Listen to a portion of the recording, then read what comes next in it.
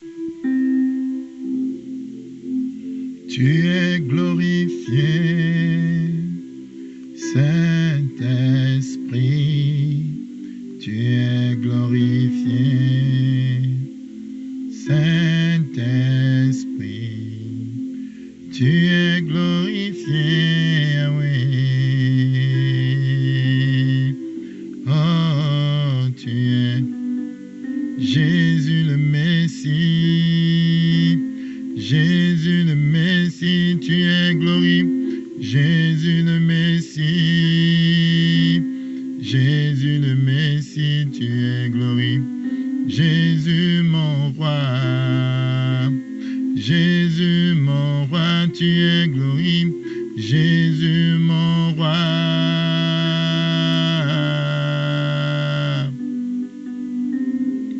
Bonjour bien-aimé, toi qui m'écoutes ce matin, ça veut dire que Dieu t'a fait la grâce d'être encore en vie.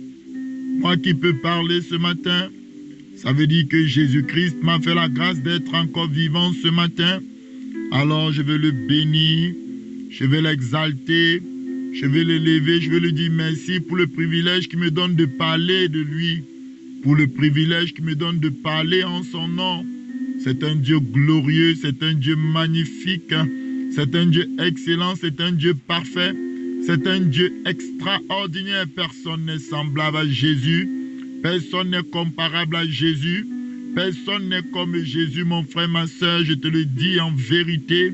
Il est la lumière du monde, il est le Dieu réel, il n'y a point de pareil, il est le plus beau parmi mille, c'est le Dieu extraordinaire. Alors nous sommes dans l'épisode 2 aujourd'hui qui s'intitule « La ville de naissance de Jésus-Christ ». Nous allons voir encore aujourd'hui une prophétie qui parle de Jésus. Vraiment, soyez accrochés à cette parole parce qu'elle va être belle. Tout ce qui concerne Jésus, c'est beau. Alors, sans plus tarder, je vais aller dans les Écritures. Je vais toujours donner les références. Je vous supplie de lire les références bibliques qui seront données. Aujourd'hui, nous allons commencer par 1 Timothée 3, verset 16, que nous dit la parole. 1 Timothée 3, verset 16. Tu vas te positionner dans 1 Timothée 3, verset 16. Merci Saint-Esprit pour ta bonté. Merci Saint-Esprit pour ta perfection.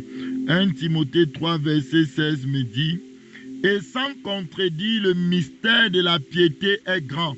Ça, c'est la version Louis II. Celui qui a été manifesté en chair. Ici, il faut comprendre que celui n'est pas le bon mot qui est utilisé dans les textes grecs. Tu peux prendre la version de la Bible qui s'appelle la Darby. Tu vas voir là-bas que c'est écrit, au lieu de celui, on a dit Dieu a été manifesté en chair. Parce que le mot celui-ci, dans le grec, c'est théos. Or, théos veut dire Dieu. Partout ailleurs dans la Bible, là où ce mot est utilisé, par exemple, quand on a dit à Marie ou à Joseph que ne craigne pas de prendre Marie, car l'enfant qui vient, elle vient du Saint-Esprit, et tu lui donneras le nom de Jésus ou Emmanuel, car ça signifie Dieu, théos, tu vois, Dieu avec nous, théos. La même manière ici, on dit celui théos, donc il devait plutôt dire Dieu. Dans la Bible dit ici, tu peux prendre toutes les versions, quand il te dit la Dabi, va vérifier, ne joue pas. Donc Dieu a été manifesté en chair. Or, dans l'Ancien Testament, lorsqu'on parle de Dieu, la première fois qu'on fait référence à Dieu, on parle de Elohim, le Dieu créateur. La Bible dit au commencement, Dieu. Au commencement de ta vie, c'est d'abord Dieu. Donc ici, tu peux comprendre qu'on dit que Elohim a été manifesté en chair. Celui qui a créé le ciel et la terre, celui qui a créé toutes choses, a été manifesté en chair. Je continue. Justifié par l'esprit. Oh my God. Donc elle était manifestée en chair. Il est venu sur terre, il a marché dans sa création. Il est mort à la croix. Il est ressuscité, c'est ça la justification. La mort ne pouvait pas le retenir parce qu'il n'avait pas de péché. La mort n'avait rien contre lui. La mort, Satan n'avait rien en lui. Il dit que le prince de ce monde vient, mais il n'a rien en moi. Alors la parole de Dieu me dit ici clairement qu'il a été justifié par l'Esprit, vu des anges, prêché aux gentils, c'est-à-dire aux païens, aux personnes qui ne sont pas juifs, cru dans le monde et élevé dans la gloire. Écoute-moi maintenant. Dieu a été manifesté en chair, justifié par l'Esprit, vu des anges. Je vais m'attarder sur vue des anges parce que je suis en train de parler de la divinité de Jésus. La divinité de Jésus, mon frère. Jésus n'est pas Dieu le Fils, Jésus n'est pas Dieu le Saint-Esprit, Jésus est Dieu, un point, un trait. Il est le Père, il est le Fils, il est le Saint-Esprit, il est la lumière, il est l'étoile brillante du matin, il est tout en tous. Il est le Dieu véritable, le fidèle témoin, le maître de l'univers, le roi des rois, le Seigneur des seigneurs, le prince de la paix, celui qui vit au siècle des siècles, l'ancien des jours. Accroche-toi, je vais parler de mon Dieu ce matin. La Bible dit que ceux qui connaîtront le Dieu seront fermes. Ceux qui connaîtront le Dieu seront fermes. Lorsque tu dis au nom de Jésus, tu ne sais pas de quoi tu parles. Tu ne sais pas ce que tu es en train d'engager dans le monde spirituel. C'est le nom qui est au-dessus de tout nom. C'est le nom du Dieu créateur. C'est le nom du Père éternel. C'est le nom de la solution. C'est le nom du royaume des cieux. Bien-aimé, ce matin, la Bible dit vue des anges. Quand Dieu a été manifesté en chair, c'est là où les anges ont pu le voir. Je veux te dire aujourd'hui, aucun ange n'avait jamais vu Dieu avant cet événement. Parce que quand Dieu était assis sur le trône, les anges ne pouvaient pas le regarder. Personne ne peut le regarder. Tu vas dire, pasteur, mais là tu exagères. Satan n'a jamais vu Dieu. Michael n'a jamais vu Dieu. Gabriel n'a jamais vu Dieu. Tous les archanges les plus puissants, les anges les plus terribles, ils n'ont jamais pu contempler son visage. Pourquoi? Va te positionner, mon frère. Va te positionner dans Jean 1, verset 17 à 18. Jean 1, verset 17 à 18. Tout est dans la parole. Les anges ont pu le voir. Voilà pourquoi la Bible dit que les anges vont plonger leur regard dans l'évangile. Pourquoi? Parce que l'évangile, c'est la manifestation du mystère qu'est Dieu. Quand on dit le mystère de tout temps, Dieu est un mystère même pour les anges. Quand l'évangile a donc été confié aux hommes, les anges viennent plonger le regard.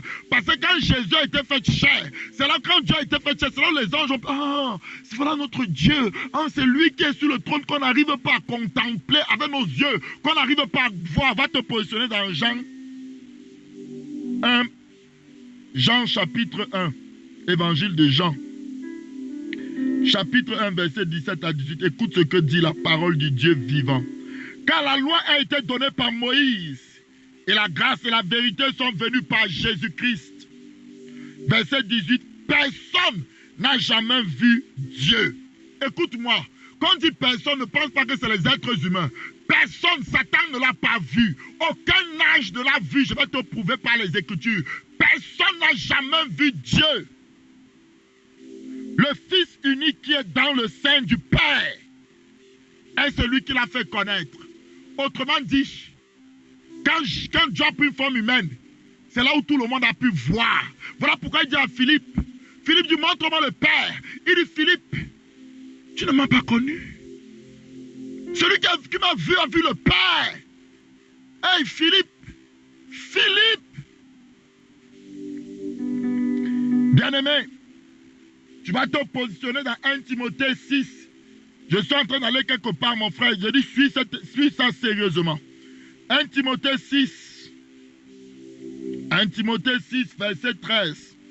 Que nous dit la parole de Dieu?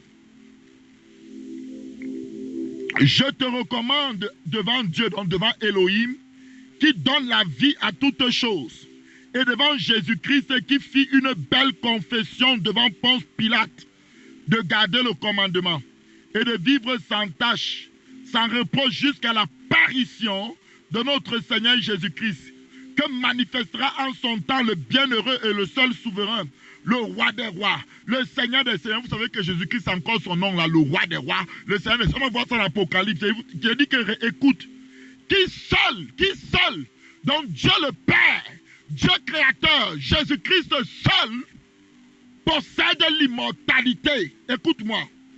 Qui habite, Paul dit que Jésus-Christ, le Père, habite une lumière inaccessible, Personne n'avait pu accéder à cette lumière. Aucun ange n'avait pu voir son visage. Son visage brille comme le soleil dans toute sa force.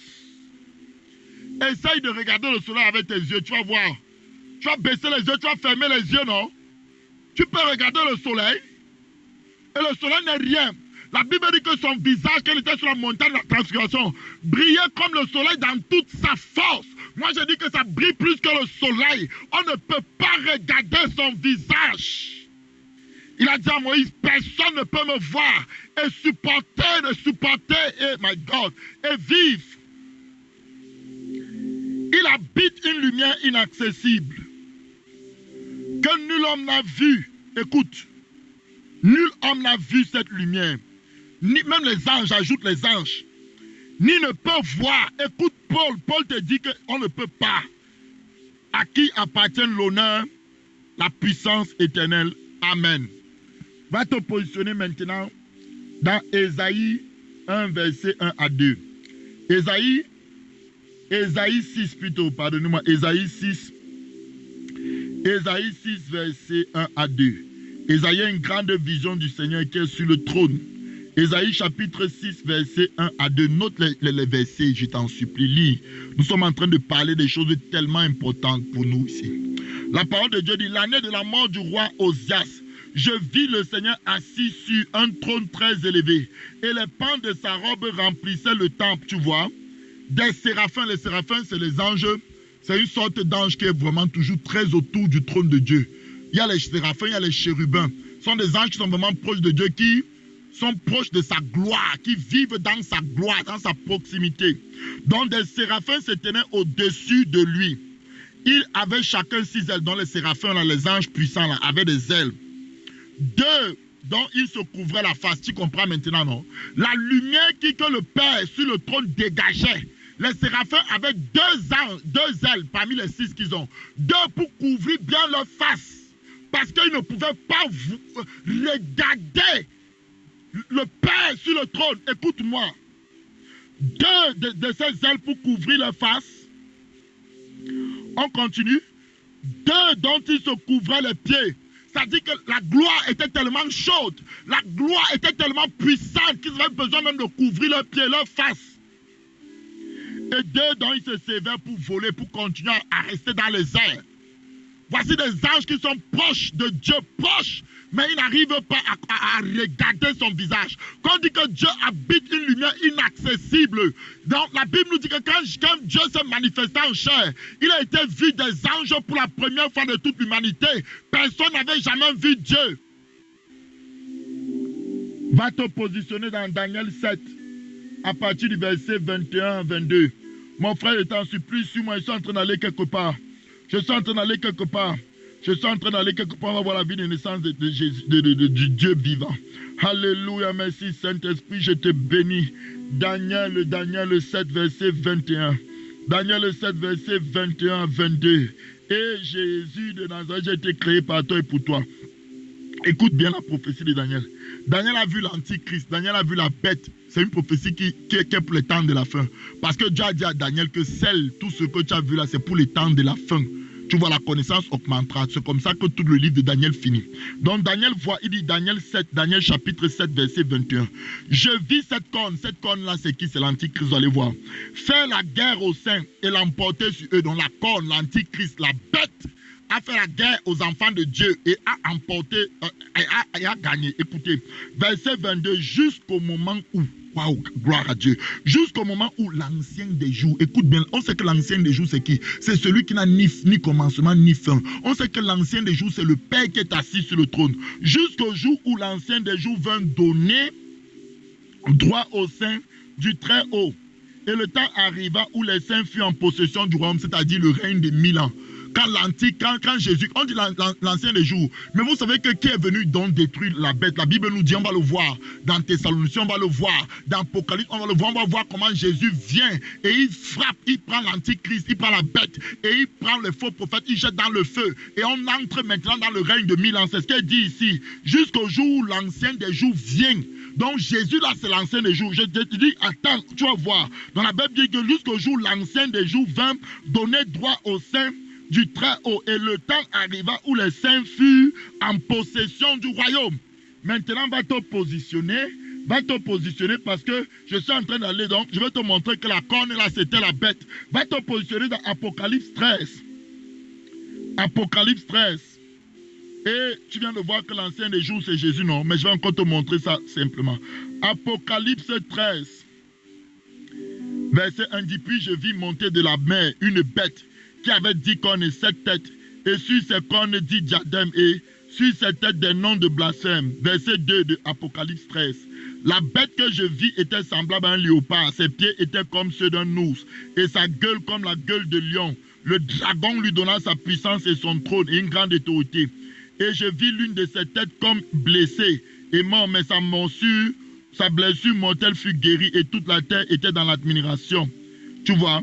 Donc, la bête ici, c'est l'antichrist. Je vais sauter, je vais aller au verset 1. Oui, vous allez voir qu'il était dans l'admiration et commençait à l'adorer. Il lui fut donné, verset 5, je saute un peu de Apocalypse au verset 5. Il lui fut donné une bouche qui proférait des paroles arrogantes, des blasphèmes et tout, pendant plusieurs mois. Il ouvrit sa bouche, il proférait tout ce qui est négatif. Regardez maintenant le verset 7. Il lui fit donner de faire la guerre aux saints. C'est ce qu'on a lu dans Daniel 7, verset 21. Qu'il a fait la guerre, il a emporté, non. Il lui fut donné, donc regardez ici, Apocalypse 13, verset 7. Il lui fut donné de faire la guerre aux saints et de les vaincre. Tu vois? Il lui fut donné autorité sur toute tribu, tout peuple, toute langue, toute nation. Maintenant, vous allez voir. On dit que l'ancien des jours va venir maintenant jusqu'à le jour où l'ancien des jours vient pour délivrer les saints et établir maintenant le royaume. Donc, ça dit que les saints entrent en possession du royaume. On parle ici du millénaire. Regardez quand ça va se passer. On a lu ça dans Daniel. Ici, on lit encore dans Apocalypse. La parole de deux est vraie. Deux témoins qui témoignent la même chose qu'ils ont vu par la révélation prophétique. Regardez maintenant, allez dans Apocalypse. Donc, qui va venir? Daniel dit que l'ancien des jours doit venir délivrer. On va voir qui vient délivrer. Va te positionner dans 2 Thessaloniciens 2 d'abord, à partir du verset 7 à 8. 2 Thessaloniciens 2. 2 Thessaloniciens 2, verset 7 à 8. Écoute la parole du Dieu suprême. La Bible me dit ici, car le mystère de l'iniquité agit déjà. Il faut seulement que celui qui le retient encore ait disparu. Et alors paraîtra l'impie. L'impie, c'est l'antichrist, ok? C'est la bête dont on ne fait que parler. Que le Seigneur Jésus, tu as entendu? Donc l'ancien des jours qui doit venir délivrer son peuple là.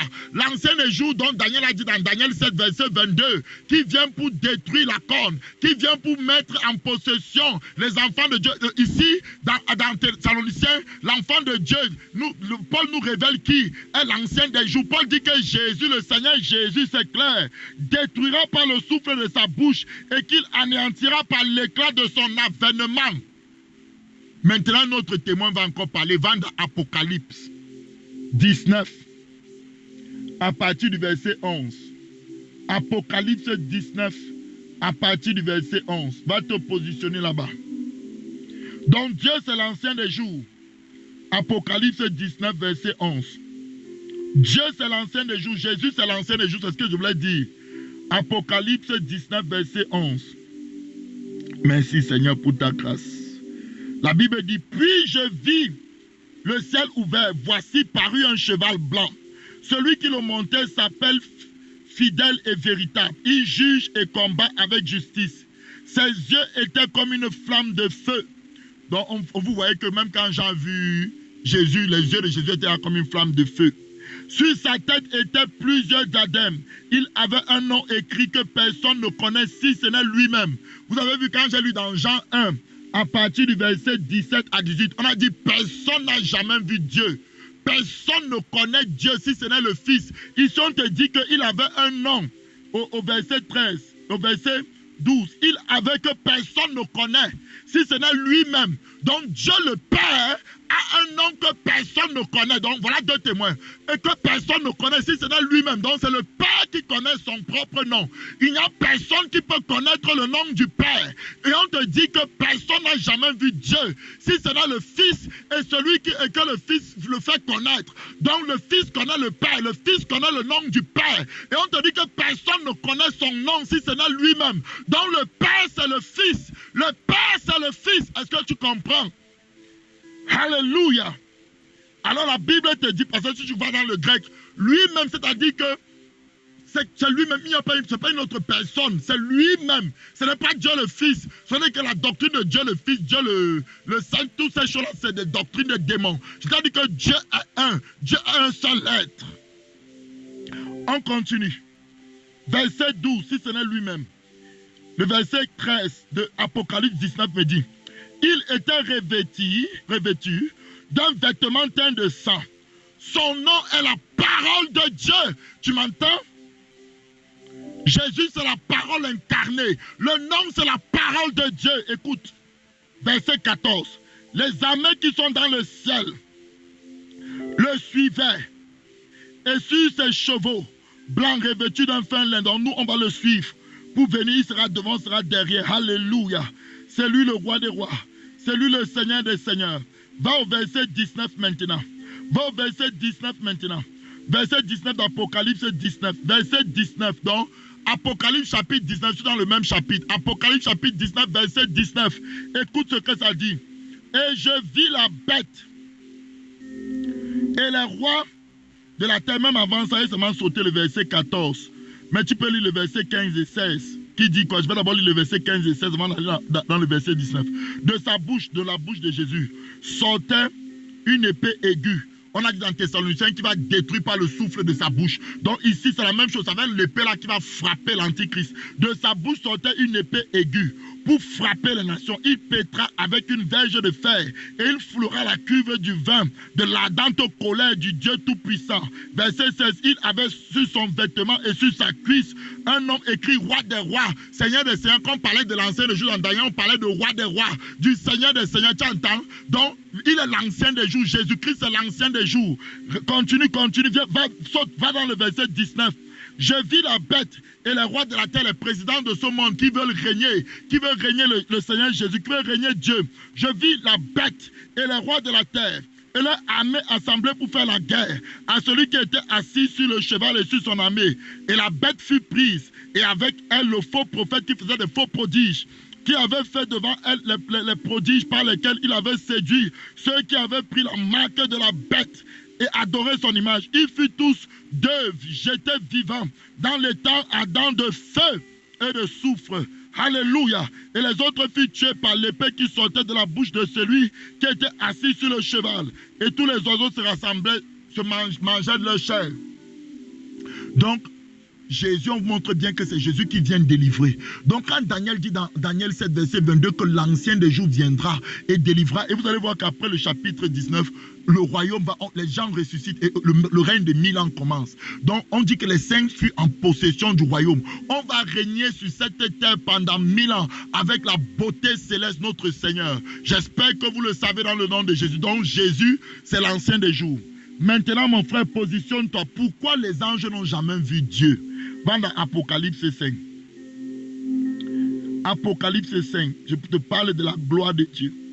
Apocalypse 5, verset 1. Puis je vis dans la main droite de celui qui était assis sur le trône un livre écrit en dedans et en dehors, scellé de 7 sceaux, et je vis un ange puissant qui criait d'une voix forte, qui est digne d'ouvrir le livre et d'en rompre les sceaux. Voici le Père, il est assis sur le trône, et il a un livre dans sa main droite. Un ange pose la question, qui peut ouvrir le livre là? Écoute la réponse, verset 3 d'Apocalypse 1. Et personne dans le ciel, l'ange Michael était dans le ciel, il n'a pas pu. L'ange Gabriel était dans le ciel, il n'a pas pu. Les 24 vieillards qui ont des couronnes autour du trône sont dans le ciel, ils n'ont pas pu. Ils n'ont pas pu faire quoi?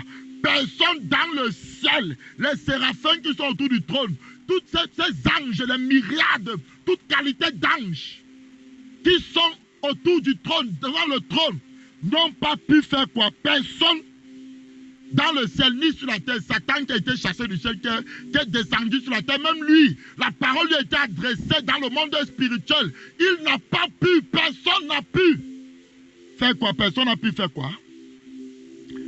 Personne dans le ciel, ni sur la terre, ni sous la terre ne put ouvrir le livre ni le regarder.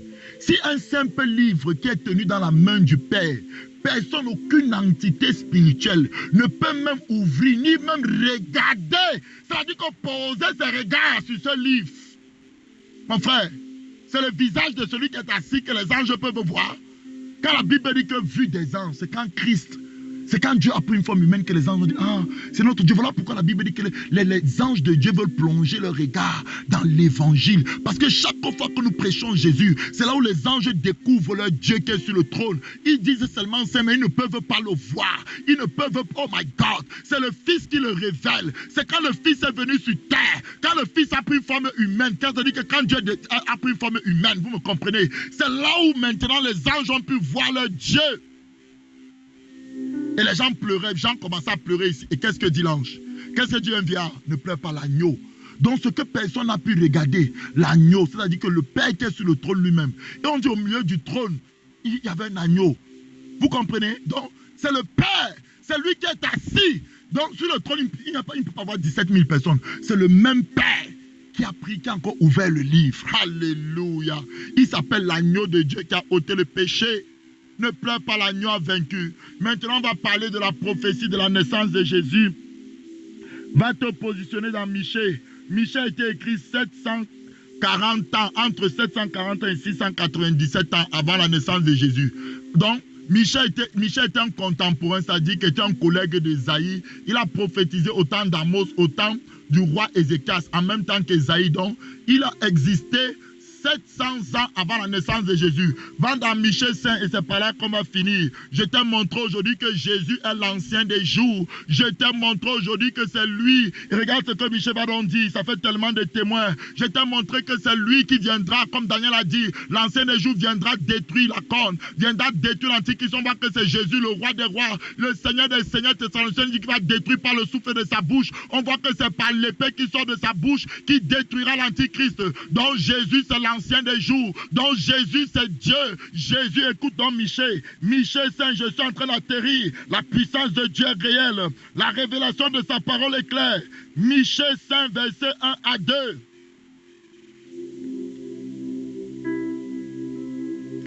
Et toi, Bethléem Ephrata. Bethléem signifie la maison du pain. Bien aimé, là où Jésus doit naître, il faut la parole, le pain vivant quotidien. Il faut la parole pure, la parole sainte, la parole qui sort du trône de Dieu. Christ va briller dans ton cœur. L'évangile va briller dans ton cœur. Tu seras sanctifié par la parole authentique de Dieu. Jésus-Christ n'est pas n'importe qui. Jésus-Christ, c'est le mystère de la piété. Dieu en chair, vu des anges, vu de sa création. Il est venu dans le monde qu'il a créé et le monde ne l'a point reçu. Et toi, Bethléem, petite entre les milliers de Judas, de toi sortira pour moi celui qui dominera sur Israël. Et dont l'origine, écoute l'origine de Jésus, et dont l'origine remonte aux temps anciens, au jour de l'éternité. Donc ici, Michel dit que, oh, il est l'ancien des jours, celui qui vient, celui qui va sortir de Bethléem Ephrata, celui qui va naître, c'est l'ancien des jours. Il n'a pas de commencement, il n'a pas de fin. Son nom c'est Yahweh, celui que Moïse a rencontré devant le buisson ardent. Verset 2 de Michée 5. C'est pourquoi il les livrera jusqu'au temps où enfantera celle qui doit enfanter. Oh my God. Et le reste de ses frères reviendra auprès des enfants d'Israël. Alléluia, on va s'arrêter ici, mes frères. Alors, mon frère, mon Dieu, tu vas commencer à dire, oh papa, je te demande pardon. Je t'avais diminué, Seigneur. Je t'avais diminué. J'avais cru à une doctrine de démon. Je pensais que tu étais Dieu le Fils et que le Père était assis quelque part. Maintenant, c'est toi le Père. Tu es descendu toi-même. Je commence à voir selon les Écritures et selon les prophéties de l'Ancien Testament. Jésus a dit aux disciples de Maïs, vous dont le cœur est lent à croire les prophètes, vas-tu croire Michée ce matin qui a prophétisé 7 siècles avant la venue de Jésus, où tu vas croire les manques mensonge que tu as entendu depuis que tu es né? Vas-tu croire la parole écrite? Jésus a dit à Satan, il est écrit. Oui, Michée a parlé et l'écriture ne peut pas être anéantie. Il a dit, celui qui sortira de Bethléem, son origine remonte au temps de l'éternité. C'est lui l'ancien des jours. C'est lui le Dieu véritable. C'est lui le roi des rois. Et il a ajouté jusqu'à ce que celle qui doit enfanter, c'est-à-dire le miracle de sa naissance. Ne plaisante pas avec Jésus, mon frère. Jésus est la pierre angulaire qu'ont rejeté ceux qui baptisaient, qui est devenu la principale de langue. Jésus-Christ est Dieu. Paul dit, nous ne nous prêchons pas nous-mêmes, mais nous prêchons Jésus de Nazareth. Je t'annonce ce matin le Dieu qui est le Dieu vivant, qui est descendu en chair, le mystère de la piété pour te libérer, pour te délivrer, pour me libérer, pour me délivrer. À partir d'aujourd'hui, je mets ma foi dans son nom, je mets ma foi en lui. C'est lui mon Dieu, c'est lui ma vie. Il me donnera la vie éternelle. C'est le Dieu de gloire, c'est le Dieu de puissance. C'est dans le nom précieux de Jésus que j'ai ainsi prié. Partage cet audio partout autour de toi. Bien-aimé, partage ces vérités, ne garde pas ça. Quand tu écoutes ces paroles, est-ce que ton cœur ne brûle pas? Est-ce que tu ne comprends pas comment le Saint-Esprit frappe fort à la porte de ton cœur? Il te dit, c'est la vérité pure que tu es en train d'entendre. Jésus est Dieu. Jésus n'est pas n'importe qui. Alors, aujourd'hui, adore-le. Aujourd'hui, prosterne-toi, embrasse ses pieds. Oh, obéis à sa parole. Sanctifie-toi parce que ton Dieu revient. Ils verront ceux qui l'ont percé. Oh, le prince des vies revient. Le roi des nations, le plus beau de tous, revient. Oh, garde-toi de ce monde. Parle de lui. Prophétise en son nom. Oh, ne te tais pas. Prêche l'évangile. L'évangile. Jésus est Seigneur. Jésus est Dieu. Jésus guérit les malades. Ressuscite les morts. Oh my God. Jésus est Dieu. Ce matin, saisis sa main et marche avec lui tous les jours de ta vie. Partagez cet audio. Partagez cet enseignement partout. Jusqu'aux extrémités de la terre. Et que le nom du Seigneur Jésus soit glorifié et exalté. C'est au nom de Jésus que j'ai ainsi prié. Alléluia. Si tu as un témoignage pendant que je parlais, tu as été guéri, restauré, témoigne. Envoie un message au mail que tu vois à la fin de cette vidéo. Que la grâce de Dieu soit sur toi. Au nom de Jésus, j'ai ainsi prié. Amen.